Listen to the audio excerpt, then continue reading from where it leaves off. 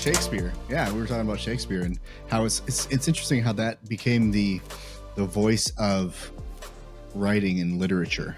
You know, for like all of high school, it's like this is the standard, even though no one talks like it. It just happens to be that so much of what we make as movies now are a rehashing of. So I find it actually entertaining. Because like, you know, we don't understand what Shakespeare is saying.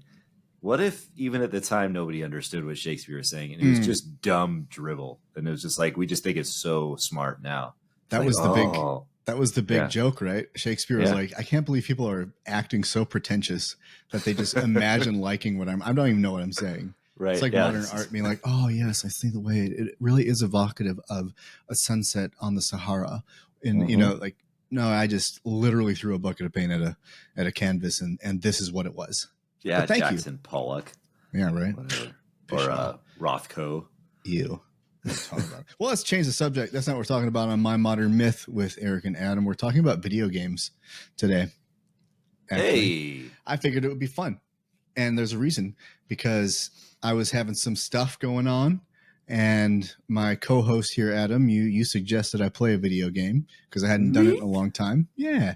And it was very helpful. And I figured after, you know, a month of kind of being back in that world a little bit, and I'm not saying I'm a gamer, but I've played and want to talk about it because it is one of those topics that feels polarizing, oddly enough, that this is one of those hills that people will live and die on and say that there is no merit, there's no value in a video game. It's a waste of your life and you will never achieve anything.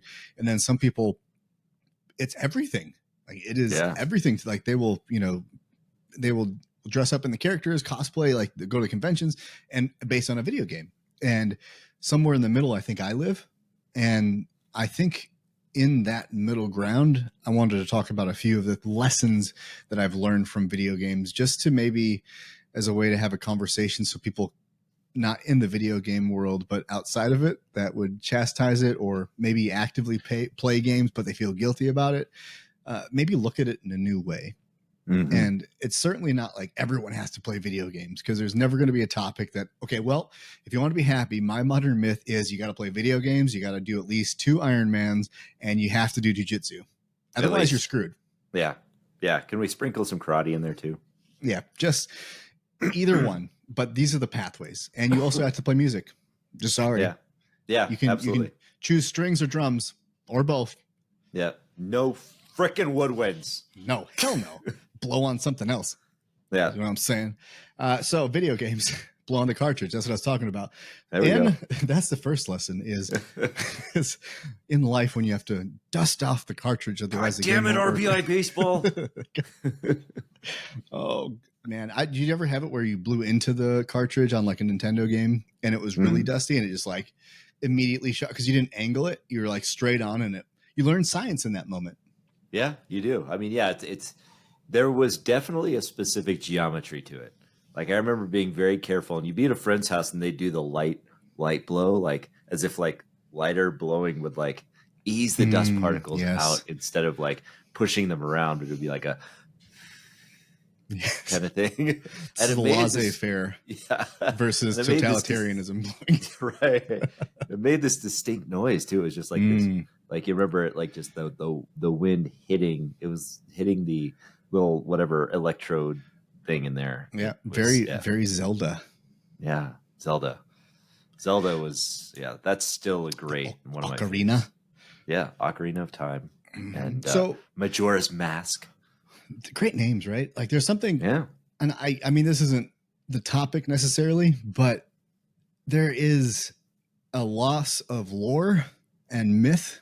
And one of the reasons that I talk about My Modern Myth is because of that. It's very intentional because we have kind of, in certain ways, lost the mythology. Yeah. And that's not to say that we don't have things like religion, but almost even within religion, the mythology of it has been pulled out and it becomes a little bit structured versus like and not everywhere. the spiritual element of like old lore. And, you know, even Jesus would talk in fables. Then you had the Gnostics in Christianity, you had the Muslims, then you had the Sufis were more mystical side. Every religion has that more mystical element where it's more magic and mystery.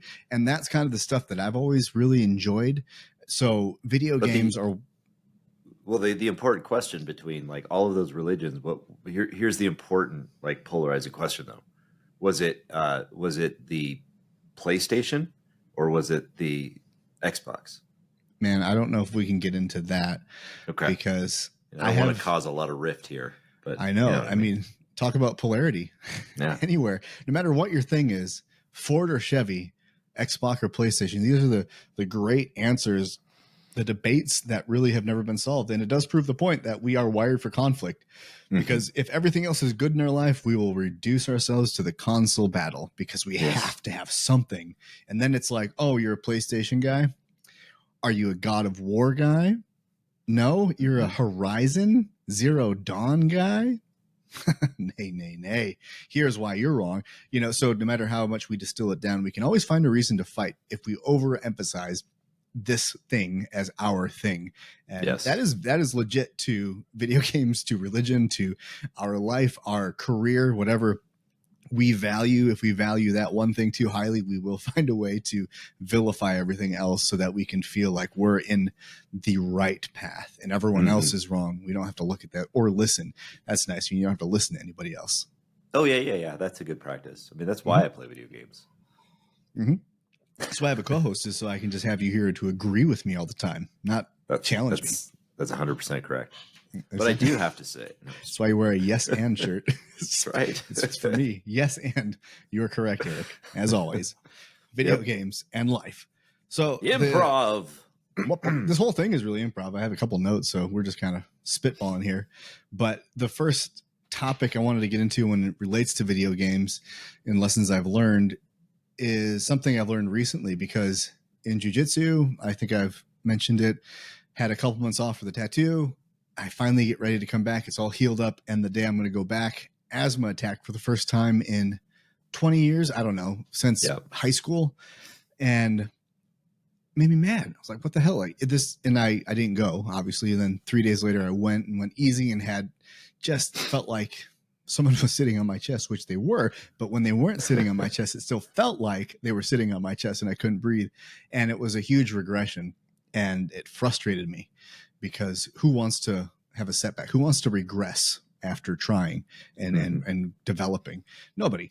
So I regress, I come back, but I realized I was pain-free, still can't breathe that well, have a doctor's appointment, go back on Monday, same thing happens, go back Thursday, it's gotten worse, where like I'm really winded and really struggling, and it was all fine. I'm listening to my body and not pushing it to an asthma attack, or because I don't know what's really going on.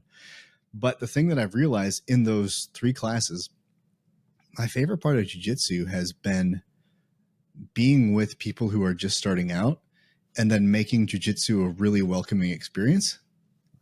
Because I think when I came into the sport, it felt very MMA, very top dog, bully, tough guy, show how tough you are to the new guy and embarrass them. And if they hang around, then you'll learn with them. If they don't want to be in that environment, then get the hell out of this sport, you know? And I'm not cool with that. But what I learned from this experience is like, man, even in a video game, especially RPGs or, you know, Dungeons and Dragons, any role-playing game, you have these different character classes that you can play. And oftentimes you'll find yourself identifying maybe with a play style.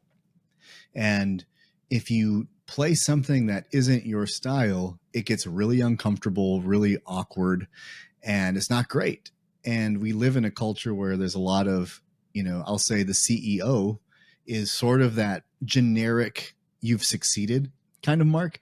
So much so that people will have businesses with like 4 people in it and maybe make $20,000 in a year. And they've got CEO, COO, CFO, and they have all these really, because it's like, hey, that means we're legit, right? Yeah. And that's great. Like I'm proud of those people who achieve those things, but that's not for everybody. That's not everyone's play style. And so for me, becoming the hero of the gym is not my play style. I'm recognizing through, gaming and whatever, that I can embrace what I enjoy. And what I enjoy isn't being the killer in the gym. I want to get better and be skilled. Don't get me wrong. But I want so badly to make jiu-jitsu such a welcoming environment that I can open my arms and like choke them out. And then when they wake up, say, isn't that fun? Like, you want to come back? Like, just kidding. Of course, I won't do that. But I do want them to come back. Otherwise, it's like, I can't understand why Iron Man's not getting bigger. I can't understand why people, because you're a dick. Yeah. Because you're pretentious. Yeah. I don't know. I mean, like, when I play Call of Duty, I always find the public channels very welcoming for, amongst all of the racist comments and everything. It's always very welcoming. Very classy. Oh man, I came back from Iraq, and that I think was when it was 2004, and I think Call of Duty was really big at that time, and I think it's not gotten smaller. But I remember sitting with my friends who had been in that college age, and just being like, "What are you guys doing?" And then finding out the other person they're screaming at in the headset is like a 14-year-old kid in Taiwan or something. Like, what the hell is this? Yeah. It's an interesting. It's an interesting dynamic, and I mean, they use the term community very loosely there. Mm-hmm. I mean, when you're just like on there to just like just kill a bunch of noobs. I mean, Anyway, but I digress. Like, I'm more of a single player mission driven, like a story mode guy myself. That's sure. So that's the fun part. I like killing robots is what what I like. Don't sample that, because I don't want Alexa to be mad at me and AI to come after me later on. It's going to go be on repeat. Come after this guy. He has a yes and t-shirt. Mm-hmm. Alexa's going to start forgetting and messing up your voice commands. Oh, did you order toilet paper? I don't think so. I thought you said sandpaper. Enjoy, Adam. See, that's the thing. You come up with a plan for this show. You come up with a strategy. You work really hard on it, and then I'm just here to derail it and just like throw you. Sitting in the shower 5 minutes before the show starts, and I finally come up with a concept, and it's like F you concept. I put 5 minutes into this thing. Now, oddly let's enough, talk about Greek history. Yeah, screw you. Here we go. Let me open up the PowerPoint presentation. Buckle up, Buttercup. Here are my 5 points on why buttercups are great, better than whatever. Well, we could have a fun episode of Norse mythology versus Greek mythology. That would actually be kind of a fun. But funny enough, that'd be a blast. To some people, it would really be. Yes. Anger management was another one. That was one of my next topics. So you just like jumped right into that one. Oh yeah. We could do that. Yeah, sure. Anger management and video games kind of go hand in hand, though. You need it, like right? Freaking.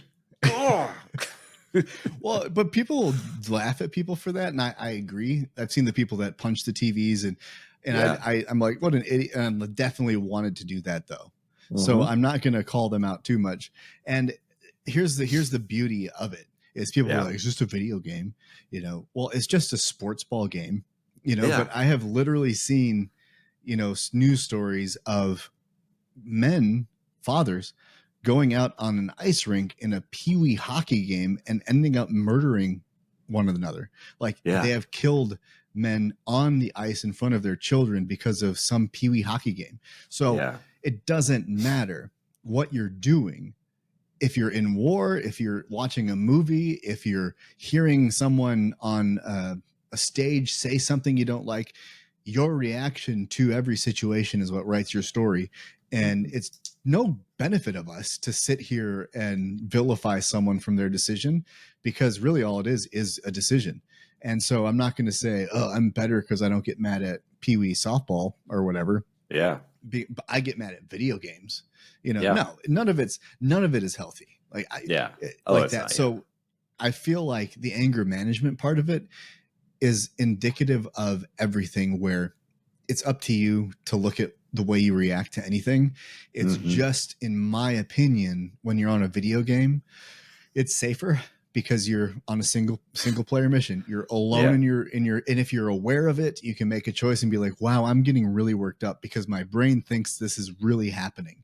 Yeah. And I get to then, like in meditation, remind myself that it is okay, that I can get up and walk around. And that if you take it from that perspective, it actually can be a form of meditation where you can deal with some emotion that you don't want to have blow up on some human, right? Rather have it be an NPC and then really think of it. Now, I know a lot of people aren't thinking of it that way, but that's one of the points of this conversation. I want to offer, ways that you can maybe look at these things and use them for growth. Yeah, I think that's a great point. And as you were saying that, I was thinking about the beautiful social psychology experiment that is Mario Kart. I mean, I played that in college because as you were talking about getting angry with your friends and getting irrationally angry, I remember that was the game we played. That in GoldenEye, but Mario Kart in particular. Yeah, Mario Kart in particular on the N64. I mean, we were playing as cartoon characters in little buggies, riding on a rainbow road. Nothing is more ridiculous. Like, how could you jump the track? Oh my gosh, so stupid. I hate this game. Like, adult men in their early 20s getting angry at their cartoon character avatar riding a little buggy that lost to Wario or Luigi or Princess Heaven Peach. forbid Bowser. Oh yeah, that Bowser, slow mother. Yeah, that guy. You know what made me mad about Mario Kart was it was so weird because you never wanted to be in the lead. You always wanted to be in the top 3 or something because that stupid spike shell was going to hit you right before the finish line. And it's like, what kind of backwards country are we living in? That's like, it's not even an equalizer. It's like, get better at the game. Stop relying on the friggin' spike shell. Yeah. There are some things that I would love to go back to like 1750 and just grab a person from that time period, bring him here and just say like, look, this guy lost because his cart and buggy ran over a banana peel and that's why he's getting all angry. It's just like trying to figure out what's going on here. So that's what I'm dealing with. Yeah. What are you dealing with? Cholera. A Revolutionary War. Ooh. Disease everywhere. Yeah. Smallpox. Well, at least it's not big pox. I don't have any teeth left. Yeah, well, I have not won Mario Kart in 3 weeks, and that's John's starting to piss me off. Yeah, I know. I'm having a real big Mario Kart drought here. GoldenEye, that frickin' headshot. If anyone plays Odd Job, I'm leaving. Odd Job. Odd Job and Slaps Only. Slaps Only. Do you remember that? Like you could. Oh my. Yes, I do. I mean, yeah. The idea that they would like the game developers be like, okay, this is a James Bond film. What game? What would they be doing? Oh, slapping each other, definitely. Just a bunch of. I mean, they knew their audience because they knew it would be college-age kids playing this game. And they're like, yeah, we definitely want them slapping each other so they can embarrass the shit out of each other. Oh, yeah. Slap. After that and Golden Gun. Yeah. One shot, one kill. You got me in the pinky, dead. Yeah, I know, right? The pinnacle of computer graphics as well. Yeah, oh, for sure. It was great because like everything, there's a word for that. I forget, were we talking about this where it was like the Ghost Valley or something like that? That's like, that I don't remember what the term is, but in video games, there was this period of like lack of realism that made people look like just so dead. It was like the Valley, Uncanny Valley, Uncanny Valley. Yeah. Thank you. Yeah, I think you shared that with me, right? Yeah, there's a whole moment in time. Now they actually have these horror games that are being made now, but with the PS1 graphics and like the GoldenEye. So it's super weird to see that now. But yeah, that's like a whole aesthetic that they're utilizing. Wow. Can't say it wasn't scary. It's like they literally just took someone's real picture and then wrapped it around this cuboidal kind of triangular, angular, whatever. It doesn't work well. Yeah. I mean, that at that time, the scariest games ever came out. I remember when I was probably like 19 or 20, and I was alone in my house at night and played 8 hours of Resident Evil, the first version. And it was just like, oh, that was dumb. Yeah. Yeah. Well, I mean, but that's one of the drawbacks of video games. That's where we go sideways. But show me something we don't go sideways on. The people that I've had accost, not me, but people for video games. I know some of these people, and the amount of vomit they have put onto ballroom floors is astounding. So please, you're not a paragon of morality and dignity. Like, we all have a vice and we're just all trying our best. So whatever your vice is, be it video games or whatever, you have to balance it. Absolutely. There is this, people that want to become Dungeons and Dragons dungeon masters, and parents will tell them like, oh, you'll never get a job. You're never going to work. This is a waste of time. You can work and play the game, but you have to get better at time management. You have to figure out what do you love to do? What vitalizes you? What invigorates you? And then how do you make time for it? And I know you're big on that too. If it's video games, make the time for it, but just don't make it 8 hours a day unless that's your job. Right. We all have the same time. Like you have the risk you've said of doing too much. And so you're on the opposite side of that, where CEO, family, building your own business, qualifying for Ironman, which requires more than 5 hours a week of training. I can tell you that. Yeah, just a little. And some Dungeons and Dragons and learning instruments. Like, you have a lot jammed into that day. And I'm like, not doing that. And I still feel guilty about occasionally playing a video game. You know? So it's all in here in what you're telling yourself about this hobby that you have. Yeah. Absolutely. And I mean, I do like it is all about a balance. I mean, and I think that's a great point. It's like finding that thing in your vice. I mean, like if parents are going to sit around, the coffee table or something like that and talk about their kids, oh, they shouldn't be playing Dungeons and Dragons while drinking their Chardonnay or whatever. It's like, okay, if they're doing it like I'm, I happen to be a CEO of a company and doing all of these things, and I also do play Dungeons and Dragons. So, it's just like that, and I play it, by the way, with a bunch of people who are teachers and who are teaching children and who are really, really smart. Some of my best friends who are smartest people in the world and the most creative people in the world. And one thing that I've realized is I grew up, we grew up during that time of like where, Dungeons and Dragons is the devil and all of this kind of stuff. But I've only started playing it within the last few years. And one of the amazing things that I've realized, and I think this goes back to video games too, is creativity. It sparks in that creativity, that fantasy, that imagination that is not much different than picking up a book and reading it. Yeah. Our grandparents burned our parents' books. And for us, books were the thing we needed to read all the time, right? And so I think that we're just evolving in that way, that if we look down on video games in the same way that our grandparents looked down on books, that's not healthy. We just have to manage it effectively and do it the right way. Right. I also, in my generation is the parents of the iPad generation. And the issue I have is when I get around parents that are just vilifying the iPad. It's the worst invention ever. And we so quickly forget. And I tell this, to people that my children are, 8 and 12. They are growing up in a world that I did not know. Yeah. So I cannot apply my experiences completely into their world. Do you know how much I would have been on an iPad when I was a child if they existed? Oh yeah. A lot. And a lot of us will be like, yeah, well, I was out there on my bicycle and I played in the dirt and I ate dirt cakes. And I'm like, yeah, that's what we had, but if you would have had an iPad, you would have probably been on the iPad, Right.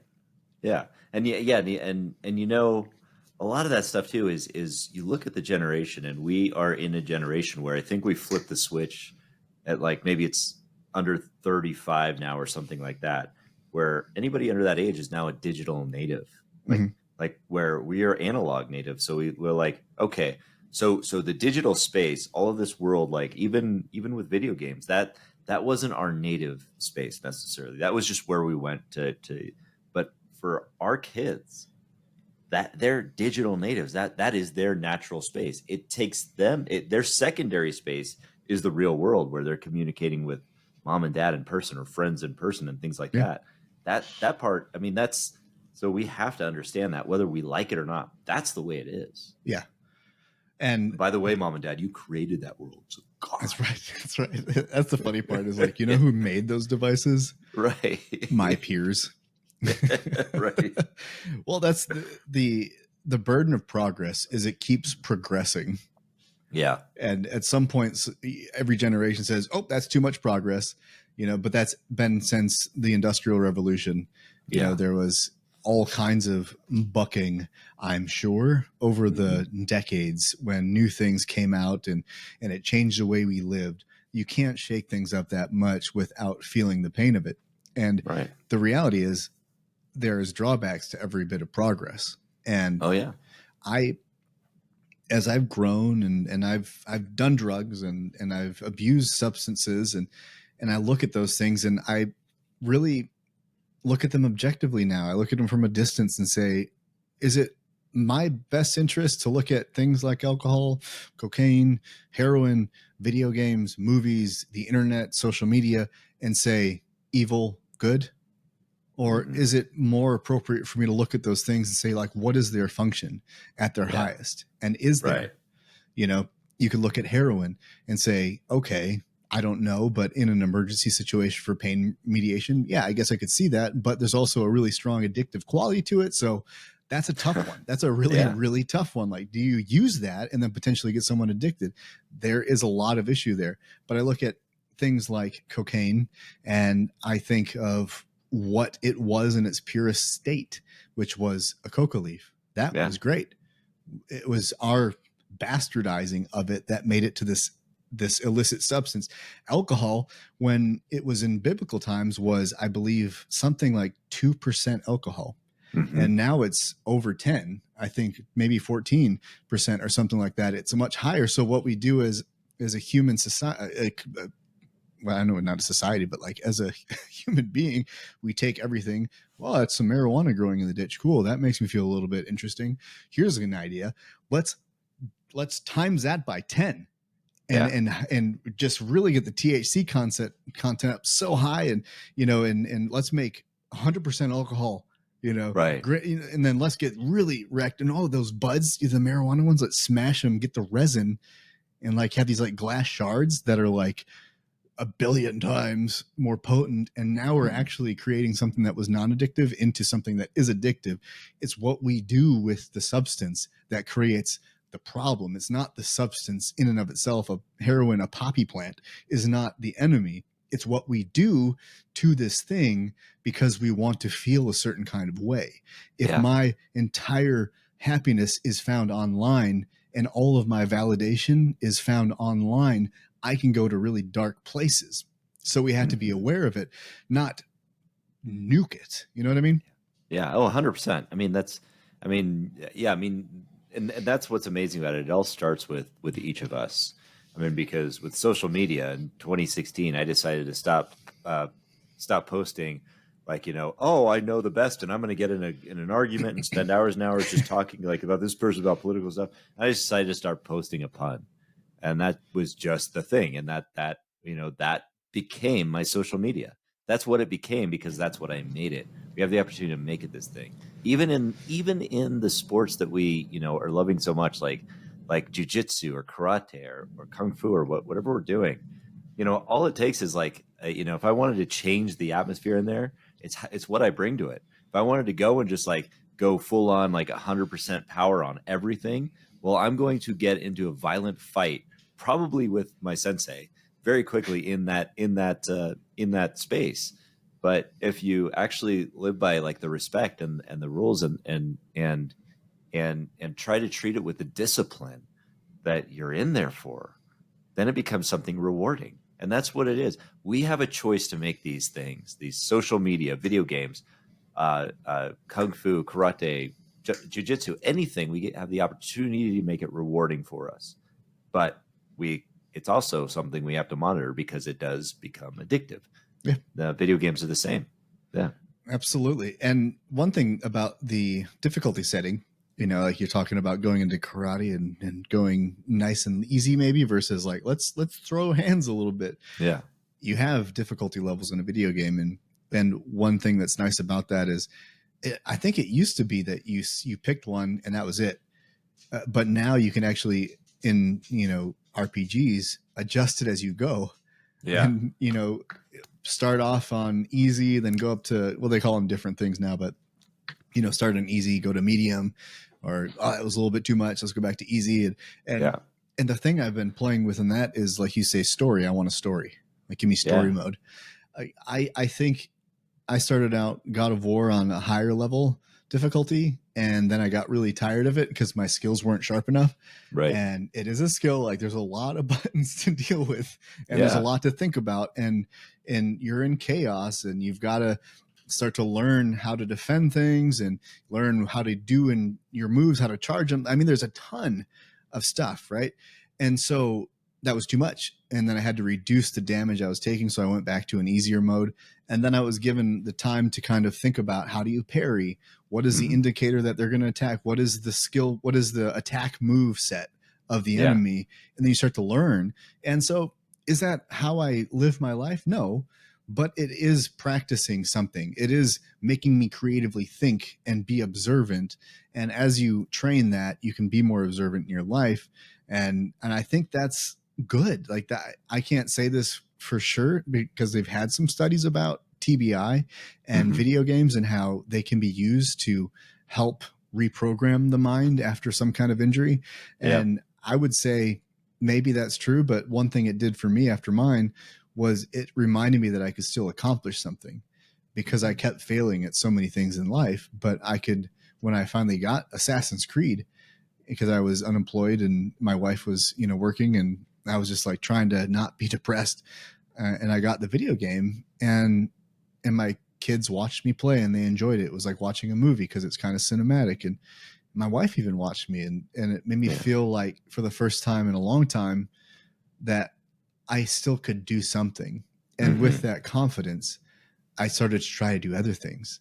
That was what led me into, achieving certain things. Was it gave me just a foundational level of confidence in myself that I could accomplish something, not so everyone can look at me and say, oh my gosh, Instagram, Eric, you're an amazing video gamer. No, not that at all. But you have to at some point believe in yourself for some reason before you can go out and try. Yeah. 100%. Yeah. Yeah. It's, that's so true. You do have to believe in yourself. That is the very first step in anything. And one area where I was never able to believe in myself. And I don't know if this interesting. You mentioned the difficulty level, and like video games, weirdly, many, many more buttons now, but much easier than they were in the past. Like the 2-button Nintendo. I mean, if you do you remember Contra? How freaking hard that game was? I mean, well, I actually don't remember how hard it was because I was playing the game at the time and trying to beat it. But like going back and trying to play it now, like when I was playing it, I'm like, oh my God, that is hard. Contra was your first blackout. Let's be honest. You're right. It was just a rage blackout. It was. It was just like everything's coming at you. Is that a dragon? What the? It's like, where are we? What country is this? I don't remember what it was called, but one of my favorite ones was you're over a plane and you're just it's just a scrolling map and you're flying this plane, and it's just as you pick up these things you're shooting these circular crazy, like it's just rockets and it's everything, and you're just amassing all of these weapons, and it's just pretty soon there's nowhere to go on the map. It's like, I don't know if this is my fire, if this is the enemy's fire. It's pure chaos. I think was that 1942. I don't remember, but it was chaos. Oh yeah, and because I remember that, and I remember it was like, you were in like a B29 or something like that, or some one of those things. And I remember one of the major moves that it could do like this flip, and I'm like, I don't think they were doing it in probably not in World War that II. one. No, I don't. I don't think that they were doing full on barrel not until rolls. Top Gun. Yeah. World War II, we rewrote history with that game, huh? That's right. Yeah, we sure did. And like, yeah, but that was those games were tough. And there's like 3 lives, and you're like, if you're almost to the end, you lose that 3rd life.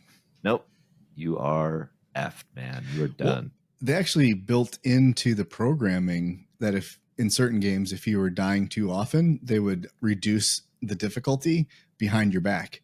And they would even start to take enemies away. So there was fewer villains in the game for you to, because they're like, hey, we gotta make it easy because Eric has died like 17 times and he's still trying. I've actually never noticed that because it just didn't work for me again. All of a sudden you're like, yeah, that's right, bitch. It's just like, don't tell him he's actually playing on very easy and we took half of the enemies away. I knew I could do it if I kept trying. Yeah. Yeah. I mean, yeah, it's interesting how desensitized we come to it though, because like, you know, even now, like where we're playing like Red Dead Redemption, and it's just like such this like immense open world concept where we're just able to move around and do all this stuff. And I remember how excited I was like playing like something like, you know, something like Zelda, the original Zelda. But like, and how fun it was, how I felt my imagination. Like at the time, it was just like going everywhere, and it was like, this is so amazing. I could actually put myself in the world. But like after going and like playing Breath of the Wild now, and trying to go back to playing the original Zelda, it's like, yeah, it's pretty terrible. Yeah. You know, it's like all that. I mean, just like, and maybe that's a good thing. Maybe we're advancing into something new. I don't know. Maybe it's a level of tolerance. I don't know, but. Yeah, I think there's a level of it's individual. There is a lot of people, I don't know if they're younger or what, but crave that 8-bit style, or, you know, like going back to the vintage gaming. Yeah. And I think part of that manifests in our lives somewhere. I don't know where it would be for you. It could be a certain the cello is not a modern instrument that has been around for a long time. So there's something vintage about that art that you have chosen. And so someone might be an analog gamer and someone might be like, well, that's terrible. I never want to go back there because I've seen the light, you know? Yeah. And that's cool. Some people are going to play records, you know, and swear to God that they're so much better than any musical platform ever. And there's people like, yeah, that's cool, but I'm not into it, you know? And what I find, and we started it this way, is we're always looking for the mythology somewhere. We have to have somewhere, because in us, we're constantly being called back to childhood. And I don't mean childhood when we were young. I mean when our civilization was young, when we were connected to something bigger than self. And when video games immerse you in a fantasy world and they take you back in God of War, I'm back in, you know, in Norse mythology and Egypt and wherever, there's something beautiful about just in the graphics to just go into each environment and look around and imagine the mythology in a brand new way. Like I really get a kick out of that. I like Heilung, the band. I don't know if you ever heard of them. No, I have not. They're Amplified History. That's their name in like on like Instagram. Oh, wow. And they are a Norse, Eastern European, ancient European, like Germanic and Norse mythology band. And they use all ancient instruments, bones, drums. It's very, very tribal. It's very authentic. And if you go on YouTube and look up Lifa, it's a full concert. And it is one of the most impactful things I've watched. And I'm not alone in that. And it's so raw and visceral and evocative for me to be called back to a different place. And I say this because there is an element of me that, you know, and all of us that want to connect to the spirit. And some of us have a hard time with religion, but sometimes that spirit is music and pageantry and calling back to something old and wild. And that's what they do. And you understand some of the English that they put in there, but most of it you'll never understand. Right. But it's ethereal, it's visceral, it's a war cry, and then it's this singing. And the way they do it, they even like howl like wolves at a certain point, and you're like, what is this? And all of a sudden it becomes a song, and you're like, holy hell, like I didn't see that coming. It's just so mesmerizing. It's an experience. And that, to me, I don't want to say it, they were born out of the Renaissance festival scene, because there's in Europe a very strong Norse family system where they have their version of a Renaissance festival, but it's Viking and that type of culture. And so they started, dealing with their depression through connecting in song and that old world. And now they've created something beautiful. Heilung means healing in German. So it's a healing environment, and people cry just hearing it, but they don't have a clue what the people are saying, because you don't have to. And that's what I love about art. And video games to me are art, because I've gotten emotional playing a video game because it's the story. Yeah. So it's like a movie that I'm playing the main character in. Yeah. And so I can't hate on that. And I don't know that everyone will understand it, but it's just, I wish people could be like, that's not my thing, but I get it. I see what you're doing. Just like Heilung might not be your thing, but I'm sure if you watch it, you'd be like, this is special. This is unique. I would love to get your take on it if you wanted to watch it. Yeah, definitely send it to me, because I tried to spell out Heilung and I probably spelled it wrong, and I probably spent about 20 minutes trying to just spell it right, and then get frustrated and throw my phone against my. You just type in Z Kyle, and then that took me down a path. That was the wrong. Yeah, that was quite. I'm always very cautious when I type in German words.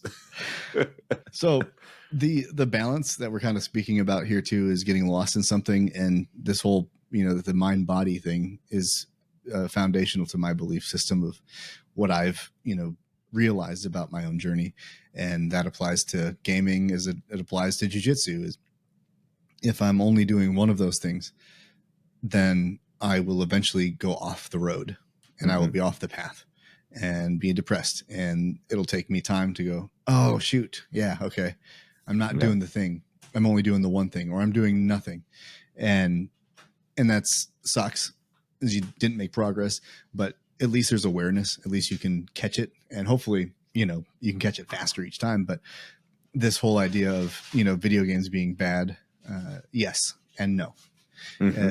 They can go real bad real fast. I mean, it can hurt you, because you're not moving your body, but you're moving your mind.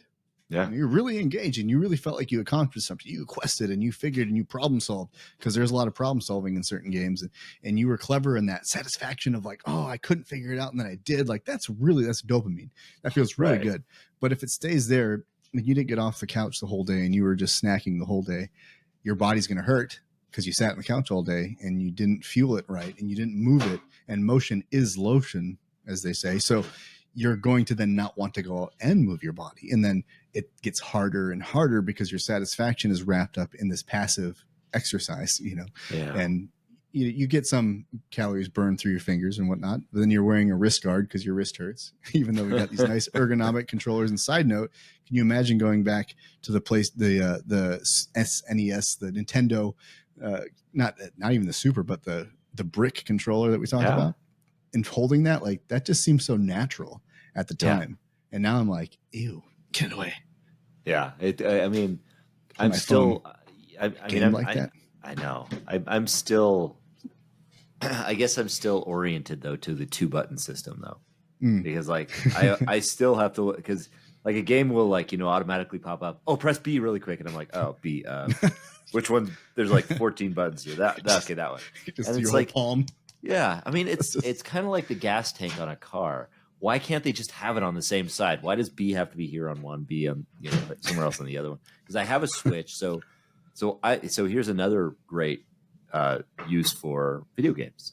Is like I have a Nintendo Switch, which I love. It's my favorite gaming system because I take it on airplanes, and it gives me something to look forward to while going through the dreadful, horrible experience of flying in a plane, of public transportation in the United States of America, which is always almost horrible. So it keeps me distracted because I'm an anxious flyer. They purposefully make it like the most uncomfortable thing. Like who says I'm going to put 3 seats in an aisle together, because most of the time 2 people are going to be flying together. and I'm gonna only put one armrest in there because like everybody's gonna have to elbow each other. They made it like deliberately. Anyway, I digress. But the Switch is helpful in all of that. Like even if like the like really really giant dude sits next to me in the middle seat, and I'm just like okay, I can at least hunker down and keep playing the Elder Scrolls or whatever. But I have a with regard to like our video games always bad. I want like I do wonder what your opinion is though on things like say the Call of Duty, where it is just like a massive like if you're literally going into not even the campaigns but the multiplayer stuff where it's just like no, I'm just gonna go around and just kill as many people as I can. Yeah. Is there value to that, or is it bad, or is it? What do you think?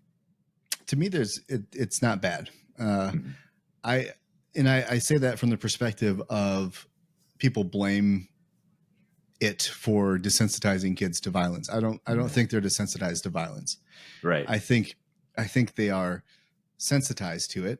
I think through videos of fights, what bothers me more is people filming fights in like schools and like putting that online for clout and stuff. And like I have a bigger problem with that, but I don't blame video games for that. I blame the cell phone and a lack of understanding that no, like this isn't something that we should now try and start a fight so we can film it and whatever.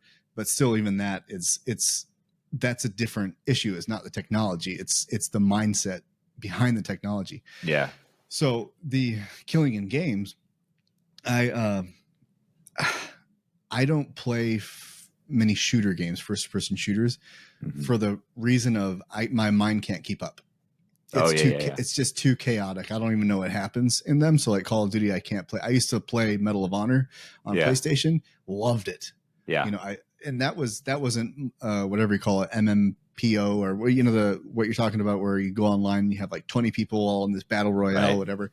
It was just a campaign that I can get down with, but it's gotten so advanced that my old brain can't keep up. So I like God of War kind of games, or Assassin's Creed, where there's still an element of strategy involved, but it's a lot more forgivable, where I can get hit a bunch of times and still be okay for the most part.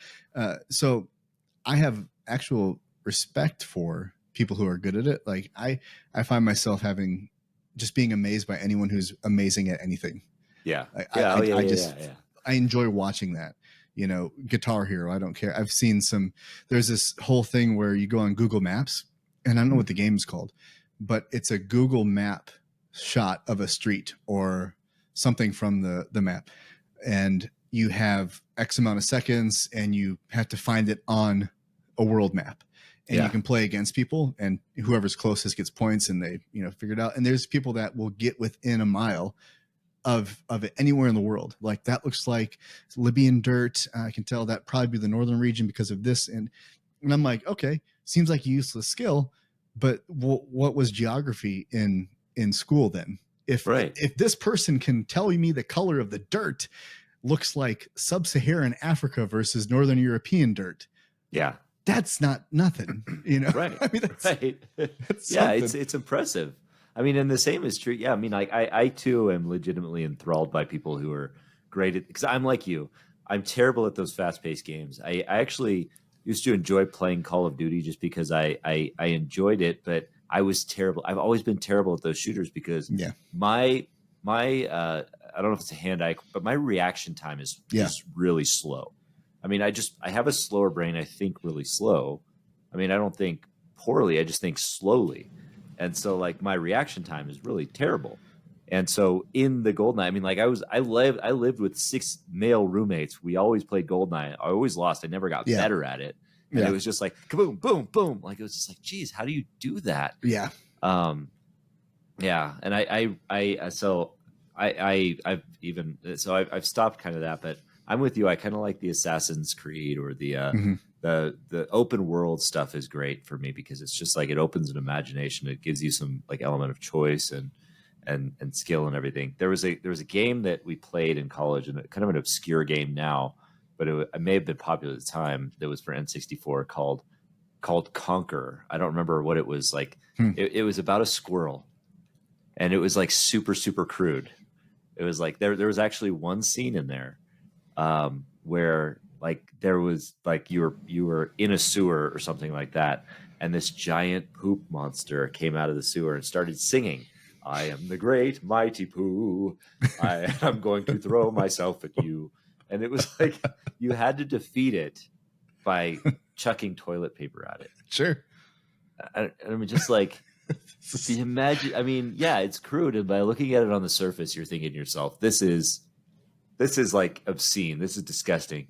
Why would you ever play such a thing?" But the imagination that goes into that, even that, Yeah. it's just like a squirrel fighting a poo monster with toilet paper. Okay, that's Brilliant. pretty creative. Well, and that's the whole thing is I played on PC. There was this game that came out, Beavis and Butthead, and essentially you're on top of a building and you're hawking loogies on people and things, and it was like side scroll. You had to spit and time it out, and it was so. It's about having an objective, a goal, and accomplishing it. It almost doesn't matter what it is. Does that make you want to go out and spit on a person? No. Right. No. Yeah. The people that I've been in fights with, it's not because they played Call of Duty. It's because we were drunk at a bar. Yeah. Yeah. Since not going out and drinking anymore, my fights have reduced 100%. It's like amazing, it's a miracle, man. Is it the gaming stopped or is it the drinking? You need to I think you need to teach a master class on that. So wait, stop drinking, 100% less fights. Yeah, that's amazing. It's fantastic. I had to sign up for class to get into a fight now because I'm sober. Right. Yeah, you go to jiu-jitsu. Somebody fight me, Jesus. And also a lot of places where they're, there's a lot of gun violence in other countries. They're not playing video games that much. Mm-hmm. That's not why it happens. There's other things. It's not the video game. It's not the music. It's the mentality attached to whatever it is. And honestly, not to be oversharing, Call of Duty is not realistic. Right. Yeah. It's not like if you take, I was talking to someone about this. If you take someone who's really good at Call of Duty and you put them in a combat situation, it's going to be a completely different experience. They're either going to freeze and freak out or they're going to rise to the occasion, but it's going to in no way replicate their experience on this video game. And so I can't get shot 12 times and like still be okay to still get up and like also, shoot a sniper. No med packs are going to save you from so the you headshot. Can't just grab a med pack and you're okay. So like, I've got 5 seconds. Come on. Yeah. Somebody hit D. Yeah, right. Whatever. Square. I'm on PlayStation. I can't just find random like rocket launchers lying around and just fire them away. All right. No, but that's fun. I mean, it's laser tag is fun for the same reason. Yeah. Give a boy a stick and war will start within 5 minutes. Like it's in our nature to fight, to have conflict and to go to war. And if we have them more online than in real life, then I would never, I've thought, will war eventually be that where it's just a bunch of people with controllers in a bunker somewhere with robots on the field of combat and whoever, mech war on a large scale. And then whoever wins, well, I guess you run our country now. Right. It's just drones and AI fighting each other, much like the old, what is it? Ozzy Osbourne. A lot of artists have talked about, Rage Against the Machine. System of a Down. Why do they always send the poor? Why don't presidents fight the war? Why do they always send the poor? And that's the reality. It was a lot of people that weren't well off when I went to war. Yeah. It was a lot of people that didn't have skin in the game. We were just told to go fight. And we were fighting against people who also probably didn't have a whole lot of skin in the game. They had propaganda that said that we were there because we're evil. And I was told we're going there because they are evil. And it was just a bunch of kids fighting each other. Yeah. Because the upper echelon of government were arguing or they had something we wanted. And so now we're going to send these kids to go get it, So it's super confusing in the mind, but a video game is super clear. And that's one of the things I enjoy about it is it's so clear. There's an enemy, there's an objective. In real combat, there was an objective, but the enemy wasn't really the enemy. It get really confusing. And then you sit with that because there was real consequences instead of just a fictitious loss on a battlefield. I know games can be bad. Anything can be bad if you're using it to hide from the world. but the world isn't kind either, and the world can mess you up more than a video game can.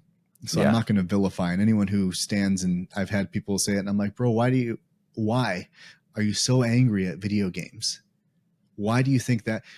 And going back on the last point I want to make is, maybe I don't want to be a CEO. Maybe I'm not a CEO. Do you really want 300 million CEOs in America? Mm-hmm. How would that work? Well, it can't work because we aren't built that way. Some people are, some people aren't. And that's okay. I am not that guy. I'm the guy that I'm finding out is I want to be creative, and I want to be sensitive, and I want to make music, and I want to support you. I want to make you feel welcome. One of the best compliments I've gotten consistently was that I'm disarming. I make people feel comfortable, you know, and I'm like, don't you want people like that too? Yeah. Don't you want the leaders who can, you know, work the job and deal with the conflict? Then you have people who can make everyone feel connected. Yeah. Doesn't it take all of us? Absolutely. I think that's incredibly well said. And I think I have a solution for all of this. Here we go. We're gonna that you way ahead of me. We're gonna throw all of the world leaders into a small cart that they're way too big for, and then we're gonna stuff them full of bananas and just send them out to just like go on their way. Can you imagine? Yeah, Joe Biden spinning out over a banana peel. Could you imagine the coverage the elections would get? Yeah, if that was hilarious and fulfilling. If that's what the primaries were, right? Yeah, it was Mario Kart. Absolutely. And Donald Trump didn't win this time. He jumped the freaking rainbow road. That would be legit, though. Yeah, like he would have reason to complain that it was rigged. And I mean, like they wouldn't take it to the Supreme Court. They would just do the like bonus round, and then they would like speed up the music, and then they would just go again. You know, so I want to live in that world, Adam. I think we can make it happen. You and me, Eric. Yes, together we can make a difference. It's our political campaign. Mandatory primary mandatory racing. Mario Kart, real life Mario Karts. In practicality, that is what we're talking about. The fool and like the archetypes that you take yourself too seriously. And I can say in Hollywood and in politics, for sure, people get way too self-important, and they need to be taken down a peg or two, not to lose their jobs, but to be like, hey, quick question. Do you still have nasty shit sometimes that you have the never-ending wipe? Oh, me too. Ever get on your finger? Does it ever get on your fingernail? Ugh. Yeah. Oh, so you and me were like the same, but somehow you're like acting as if you're God. Yeah. Anytime somebody goes up on stage and said, "This is the most important film of our century," or they use the word "and" before historical. Like this was an historical. Like no, well, and I mean, if you're from Great Britain and you say "and historical," okay, I get it. That's fine. But if you're say, got it. If you like really enunciate "and historical," you are too self-important, and the content that you're producing is probably not as righteous as you think it is. Yeah, a little bit of humor or self-deprecation might do you some good. And a little bit of go-kart might solve that for our presidential elections. And it would be an all-star event. I would watch it, and their cabinet has to be the pit crew. Yeah. Let's see how they do in some real stress. That's right. Biden's got that turtle shell because he's always in last. He'd be going the wrong way on the track. Let's be honest. He would probably be going the wrong way on the track. But Trump would always just like be shooting the red. Like, where'd you keep getting those red stupid shells, man? How do you do that? Really? I'm getting bananas. I know. And he's like Wario because when he loses, he's like, wah! Sorry. Now sorry, Trump supporters. Yeah. I just lost 5 viewers. Thanks, Adam. Okay, guys. That was a fun conversation. I hope there's some takeaways there. It's definitely not an advocate program to make everyone play video games, but just like I'm not going to make everyone listen to metal music or Heilung or He Is Legend or some of my favorite bands, because I love so much music. I love so many movies, so many games. I just get so much out of exploring and experiencing so many different kind of things that I don't know. I think I didn't get to this point, but that was one of the points I wanted to talk about was experimenting, trying different things, going out and doing jiu-jitsu, doing karate, doing kung fu, doing wrestling, doing triathlon, trying different sports, and then also reading different books, listening to different music, going to different movies, liking things, not liking things. But so what if you don't like it? And great if you do. Does it fit in your life? And what does it do for you? And how is it making your journey more empowered? I didn't like the Red Dead Redemption game because my mind, I was like, I have to do, it felt like I had a job. And I was like, well, this is not relaxing at all. I'm sorry. I need Smash objectives. I need Assassin's Creed. I need, God of War. I need Horizon. Those are more of my speed games, and you'll figure that out. Use them. Mm-hmm. I played Lord of the Rings, and I didn't like the gameplay of that. That's fine. It doesn't mean that every game is great or every sport is for you. Every musical instrument is for you. No, but give it a shot, because you're not going to know until you get out there and try things. And there's a lot of value in that.